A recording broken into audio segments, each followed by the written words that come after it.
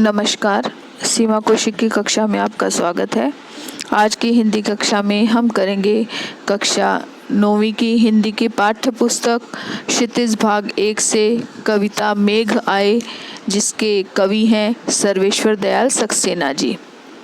तो कविता को पढ़ने से पहले हम कवि के बारे में कुछ ज़रूरी बातें जान लेते हैं। तो इनका जो जन्म हुआ था सर्वेश्वर दयाल सक्सेना जी का 15 सितंबर 1927 को, निधन हुआ था, मृत्यु हुई थी 24 सितंबर 1983। जन्म स्थान था इनका जिला बस्ती, उत्तर प्रदेश, भारत। इनकी हिंदी कविता में अलग से एक महत्वपूर्ण पहचान है। बहुत बड़े कवि के रूप में इनको देखा जाता है और साथ साथ इन्होंने पत्रकारिता में भी विशेष स्थान बनाया था और इन्होंने बहुत से कष्ट उठाए थे अपने जीवन यापन के लिए। उच्च शिक्षा इनकी हुई थी इलाहाबाद विश्वविद्यालय से और आकाशवाणी में भी इन्होंने कार्य किया। दीनमान और पराग नामक बाल पत्रिका के संपादक के रूप में भी इन्होंने कार्य किया था और इसके अलावा इन्होंने काव्य के अलावा एक गद्य क्षेत्र में भी इन्होंने बहुत सी ऐसी काव्य कृतियाँ लिखी हैं। तो इनकी जो प्रसिद्ध काव्य कृतियाँ हैं वो हैं एक सुनी नाव, बांस का पुल, गर्म हवाएं, जंगल का दर्द, कुआनो नदी, खुटियों पर टंगे लोग। इनमें दीन और चरखे के लिए प्रसिद्धि इनको मिली थी और इन्हें साहित्य अकादमी पुरस्कार भी दिया गया था और इन्हें दीनमान में चरखे के लिए इनको प्रसिद्धि मिली थी। इसके अलावा साहित्य अकादमी पुरस्कार से भी सम्मानित किया गया था इनको। और इनकी जो रचनाएं हैं उसमें हमें मध्यवर्गीय जीवन में व्याप्त जो सुख होता है, दुख होता है, उसका सफल चित्रण देखने को मिलेगा। इसके अलावा वे लोक जीवन को अपने लोकगीतों में भी प्रस्तुत करते रहे हैं और इनकी सबसे बड़ी विशेषता ये है कि उन्होंने बच्चों से लेकर बड़ों तक के लिए साहित्य की रचना की है और इनकी कविताएं हैं, उनकी कविता में अंधेरा, अकेलापन की रोशनी की तरफ भी चलने का हमेशा संकेत मिलता रहता है। इनकी भाषा है वो अलंकृत भाषा है। भाषा में बहुत से अलंकारों का प्रयोग मिलेगा हमें और प्रस्तुत, अप्रस्तुत और बिंबों की रचना भी इनके काव्य की विशेषता है। काव्य में चित्रात्मकता है और इन्होंने प्राकृतिक सौंदर्य का भी बहुत सुंदर चित्रण किया है अपने काव्य के अंदर। तो सर्वेश्वर दयाल सक्सेना जी जो हैं उन्होंने जो ये कविता लिखी है मेघ आए, मेघ यानी कि बादल, बादल आए। इनकी जो ये कविता है मेघ आए वो प्राकृतिक सौंदर्य से युक्त कविता है और इसमें कवि ने मेघों की तुलना है गांव में जो सच समझकर मेहमान दामाद आते हैं उनको देखकर गांव के लोग झांकने लगते हैं, देखते हैं, प्रसन्न होते हैं। उसी प्रकार मेघों की तुलना उन्होंने गांव में आने वाले सच संवर कर आने वाले दामाद के साथ की है, अतिथि के साथ की है और उन्होंने इस प्रकार प्रकृति का मानवीकरण किया है। और जिस प्रकार मेघ आते हैं तो लोग खिड़कियां दरवाजे खोलते हैं, देखते हैं बारिश आने वाली है या आती है और सब झुक झुक कर देखने लगते हैं। जिस प्रकार मेहमान के आने में गांव में सब देखते हैं, तो उसी का वर्णन कवि ने इसमें किया है। किस प्रकार से उन्होंने पूरी प्रकृति का ही मानवीकरण कर दिया है ये हमें इस कविता में देखने को मिलेगा। पूरी कविता में ही मानवीकरण अलंकार का प्रयोग कवि ने किया है और आखिर में ये वर्णन किया है कि किस प्रकार मेघ बरसने लगते हैं और बादलों को देखकर लोग प्रसन्न होते हैं। इस तरह का वर्णन कवि ने इसमें किया है। तो हम शुरू करते हैं अपनी कविता। रचना परिचय तो मैं आपको बता चुकी हूँ, फिर भी एक बार हम पढ़ लेते हैं। सर्वेश्वर दयाल सक्सेना जी ने मेघ आए शीर्षक कविता में मेघों के आने की तुलना सज धज कर आए प्रवासी अतिथि यानी दामाद से की है। ग्रामीण परिवेश में मेघों के आने से सर्वत्र उल्लास छा जाता है। इसी प्रकार वहाँ की संस्कृति में दामाद के आने से आनंद में अनुभूति होती है। कवि ने इसी भाव का सजीव और आकर्षक चित्रण किया है। तो देखिए कविता। मेघ आए बड़े बंठन के संवर के, आगे आगे नाचती गाती बयार चली, दरवाजे खिड़कियां खुलने लगे गली गली, पाहुन ज्यों आए, यहाँ पर पाहुन है, ये ह पे मात्रा आएगी, ये थोड़ा गलत लिखा हुआ है। पाहुन ज्यों आए हो गांव में शहर के, मेघ आए बड़े बन-ठन के सवर के। पहले इनके शब्दों के अर्थ देख लीजिए ताकि आपको अच्छे से समझ आ जाए। बन ठन के मतलब सज संवर कर। बयार, बयार का अर्थ होता है हवा। पाहुन, पाहुन यानी कि मेहमान, अतिथि। मेघ यानी कि बादल। तो इसमें कवि ने मेघों के यानी कि बादलों के आने पर लोगों की प्रसन्नता का वर्णन किया है, और जो धरती की प्रसन्नता है, प्रकृति की प्रसन्नता है, उसका वर्णन किया है। कवि कहते हैं मेघ आए बड़े बन-ठन के सवर के, कि कवि बादलों के आने का स्वागत करता है, उसका वर्णन करता हुआ कहता है कि आज बादल बहुत बन ठन कर, सज धज कर, संवर कर बरसने के लिए आ गए हैं। आगे आगे नाचती गाती बयार चली, और आकाश में यानी कि चारों ओर बादल छा गए हैं, और उसके आगे आगे नाचती गाती हुई हवा चल रही है। यानी कि बारिश आने से पहले, बादल छाने से पहले ठंडी ठंडी हवा चलती है, उसी का वर्णन किया है कवि ने। और कहते हैं कि जिस प्रकार बादल जो हैं आते हैं, उसकी तुलना शहरी मेहमान से करते हुए कहते हैं कि बादल गांव में आने पर शहरी मेहमान की भांति सज संवर कर आ गए हैं। यानी कि मेहमान के आने की खबर सुनकर है वो पूरे गांव में फैल जाती है, सब लोग प्रसन्न हो जाते हैं। उसी प्रकार बादलों के आने से भी आगे आगे नाचती गाती हुई हवा चल रही है। दरवाजे खिड़कियां खुलने लगी गली गली, पाहुन जो आए हो गांव में शहर के। और बादलों के आने पर घर घर के दरवाजे और खिड़कियां गली गली में खुलने लगे हैं। जिस प्रकार पाहुन होते हैं, अतिथि होते हैं शहर के, वो गांव में आते हैं तो लोग उनको देखने के लिए, एक झलक देखने के लिए मेहमान की दरवाजे और खिड़कियों से झांकने लगते हैं। उसी प्रकार मेघों के आने पर भी इसी प्रकार लोग उनको देखते हैं। तो यहाँ पर कवि ने मेघों और शहरी मेहमान की तुलना की है और बड़ा सुंदर चित्र प्रस्तुत किया है।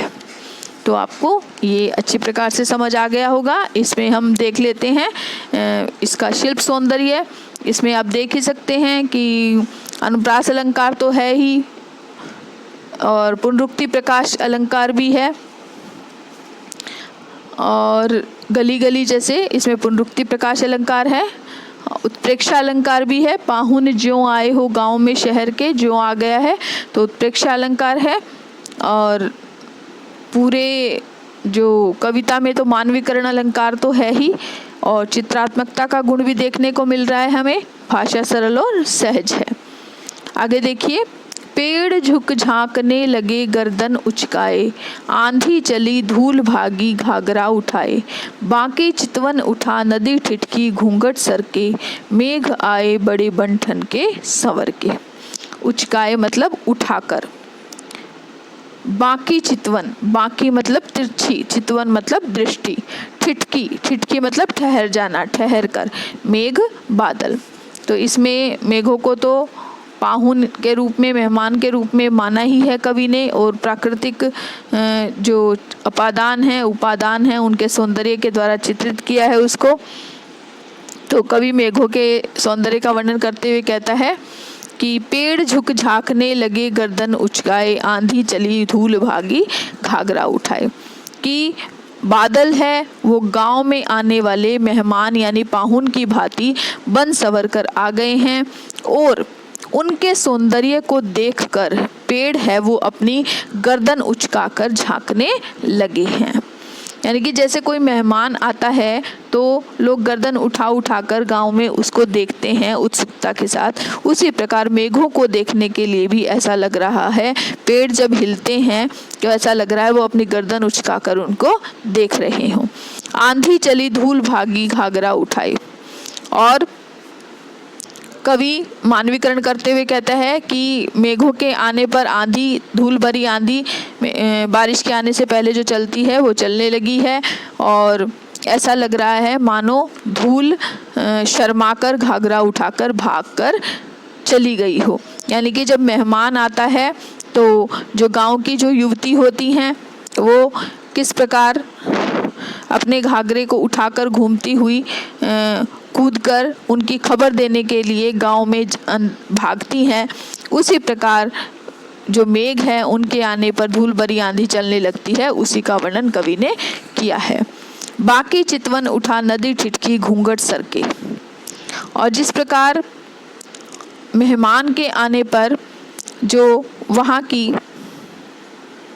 जो औरतें होती हैं वो थोड़ा ठहर कर अपने घूंघट को थोड़ा पीछे करके तिरछी दृष्टि से मेहमान को देखती हैं, उसी प्रकार मेघों के आने पर भी ऐसा लगता है जो नदी ठहर गई है, नदी का पानी ठहर गया है, जैसे कि वो बादलों को ही देख रहा हो। तो इस प्रकार का जो वातावरण है वो हो जाता है बादल आने पर। मेघ आए बड़े बंठन के संवर के, और मेघ बड़े बंठन के संवर के तैयार होकर बरसने के लिए तैयार होकर आ गए हैं। तो आपको ये अच्छी प्रकार से समझ आ गया होगा। इसका शिल्प सौंदर्य देख लीजिए, मानवीकरण अलंकार तो है ही, और प्राकृतिक वातावरण का बड़ा सुंदर चित्रण किया गया है।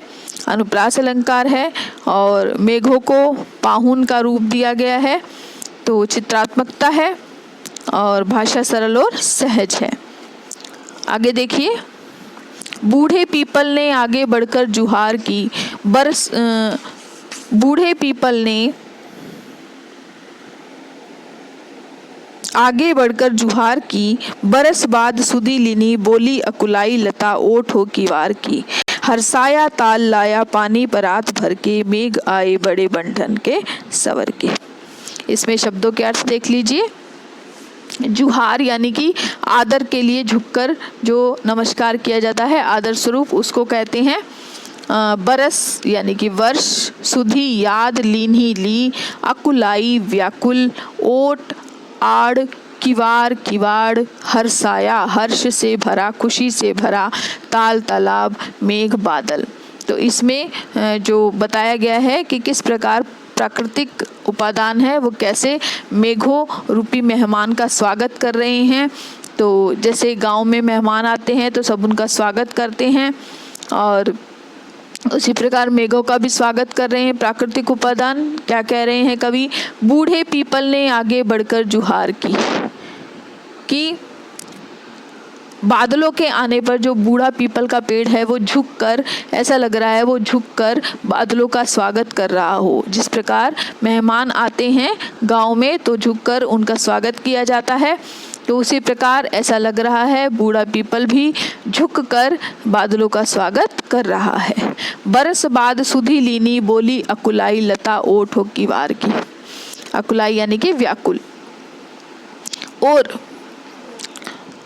जैसे कि लता है वो किवाड़ की ओट में खड़ी होकर व्याकुल, अपनी व्याकुलता से बोल रही है कि तुमने पूरे 1 वर्ष बाद हमारी सुध ली है, यानी कि तुम्हें पूरे 1 वर्ष बाद हमारी याद आई है। क्योंकि जो बारिश है वो 1 वर्ष बाद आई है, तो बारिश का मौसम आता है 1 वर्ष में, तो उसके बारे में बात की जा रही है यहाँ पर।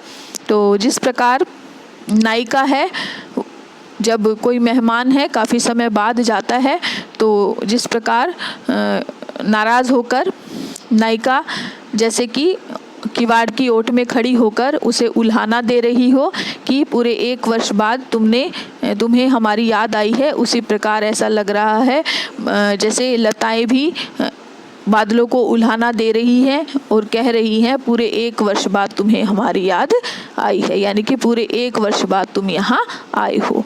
हरसाया ताल लाया पानी परात भर के, मेघ आए बड़े बंठन के संवर के। हरसाया यानी खुशी। कि पहले समय में क्या होता था कि मेहमान आते थे तो उनके जो पैर है वो पानी से धुलवाए जाते थे, उनके स्वागत यानी उनकी रिस्पेक्ट दी जाती थी उनको। तो इसी प्रकार इसमें यही बताया गया है कि ऐसा लग रहा है जो सारे तालाब है वो पानी से लबालब भर गए हैं, तो ऐसा लग रहा है कि बादल रूपी मेहमान का स्वागत करने के लिए खुशी से भरकर तालाब है वो परात में पानी भरकर ले आया हो। यानी कि हर्ष से भरा हुआ तालाब मेघों के स्वागत के लिए पानी रूपी परात को भरकर ले आया है। यानी कि जिस प्रकार से बादलों का स्वागत किया गया है, उसी प्रकार जो गांव में जो पाहुन होते हैं, मेहमान होते हैं, उनका स्वागत होता है। गांव के लोग इसी प्रकार नमस्कार करते हैं और इसी प्रकार जो है नायिका उल्हाना दे रही है उसे कि बहुत समय बाद आप आए हो, तो उसी का वर्णन कवि इसमें कर रहा है। तो इसका शिल्प सौंदर्य देख लीजिए। मानवीकरण अलंकार तो है ही, अनुप्रास अलंकार भी है, चित्रात्मकता है और उपालंभ का भाव है इसमें। उल्हाना यानी कि लता किवाड़ की ओट में मेघ को उल्हाना दे रही है, तो उपालंभ का भाव है। भाषा सरल और सहज है और प्रतीकात्मकता भी इसमें देखने को मिलती है। आगे है आखिरी जो पद्यांश है वो देख लीजिए। क्षितिज अटारी गहराई दामिनी दम की, क्षमा करो गांठ खुल गई अब भरम की। यहाँ भरत लिखा हो, यहाँ पर भरम आएगा। भरम की बांध टूटा झरझर मिलन के अश्रु ढर के, मेघ आए बड़े बंठन के संवर के। तो यहाँ पर शब्दों के अर्थ देख लीजिए। क्षितिज यानी जहाँ पर धरती और आकाश मिलते हुए प्रतीत होते हैं, यानी कि मिलते नहीं हैं लेकिन प्रतीत होते हैं, ऐसा स्थान। गहराई यानी कि बादल छा जाना। दामिनी बिजली, दमकी चमकी, भरम भ्रम संदेह, अश्रु आंसू, ढर के गिरे। तो यहाँ पर कवि ने धरती के जो प्राकृतिक सौंदर्य है उसका बड़ा सुंदर चित्रण किया है। क्या कहता है कि मेघ है, बादल है, क्षितिज अटारी गहराई, मेघ क्षितिज रूपी अटारी पर पहुंच गए हैं। क्षितिज रूपी अटारी यानी कि दूर से देख रहे हैं, जहाँ धरती और आकाश मिलते हुए दिखाई दे रहे हैं तो वहाँ पर बादल गहराए हुए नजर आ रहे हैं। तो कवि कहते हैं कि मेघ क्षितिज रूपी अटारी पर पहुँच गए हैं। अर्थात जिस प्रकार अतिथि अटारी पर पहुँचता है, यानी कि ऊपर, जिसको हम छत के ऊपर एक ऊंचाई पर एक ऐसे जगह बनी होती है जहाँ से दूर दूर तक दिखाई देता है, तो वो कहते हैं जिस प्रकार जो मेहमान है अटारी पर पहुँच जाता है, उसी प्रकार जो मेघ है वो भी क्षितिज तक फैल गए हैं। और मेघों के अंदर से क्या है, दामिनी दमकी यानी कि बिजली चमक रही है। और मेहमान को देखकर क्षमा करो गांठ खुल गई अब भरम की, कि बादलों को देखकर जैसे प्रकृति के सभी उपादान कह रहे हों कि हमें क्षमा कर दो कि हमारे मन में जो भ्रम था, भ्रम की जो गांठ थी वो खुल गई है। यानी कि हम ये समझ रहे थे कि बादल नहीं बरसेंगे, लेकिन वो भ्रम अब टूट गया है। अब इसका दूसरे अर्थ में यही ले सकते हैं कि नायिका जैसे अतिथि से कह रही हो कि क्षमा कर दो कि तुम्हारे न आने का भ्रम हमें बना हुआ था कि तुम कभी आओगे नहीं, लेकिन अब तुम आ गए हो, वह दूर हो गया है। बांध टूटा झरझर मिलन के अश्रु ढर के, मेघ आए बड़े बंठन के संवर के। यानी कि मेघों और धरती के बीच जो रुकावट थी वो समाप्त हो गई है, क्योंकि बादल बरसने लगे हैं, तो झरझर के यानी कि बारिश होने लगी है। धरती और जो मेघ है वो उनका मिलन हो गया है। इसी प्रकार जो मेहमान है वो अपने घर पहुंच गया है।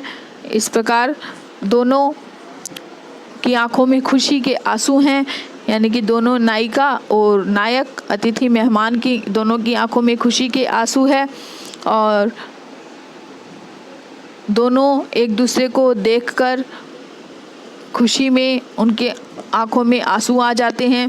यानी कि आज जो बादल हैं वो एक मेहमान की तरह बन संवर कर आकाश में छा गए हैं। यानी कि यहाँ पर ये बताने की कोशिश की है कवि ने कि इसमें दो अर्थों में ये पूरी कविता लिखी गई है, कि एक मेहमान के संदर्भ में और एक बादल के संदर्भ में। तो दोनों तरीके से बहुत अच्छी प्रकार से चित्रित किया है कवि ने इसमें। तो आपको ये कविता समझ आ गई होगी।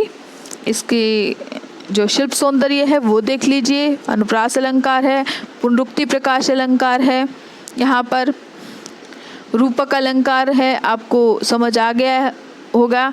इसमें जो क्षितिज रूपी जो अटारी है उसके बारे में, जो क्षितिज रूपी अटारी का वर्णन कर रहे हैं, तो वहाँ पर रूपक अलंकार का प्रयोग किया गया है।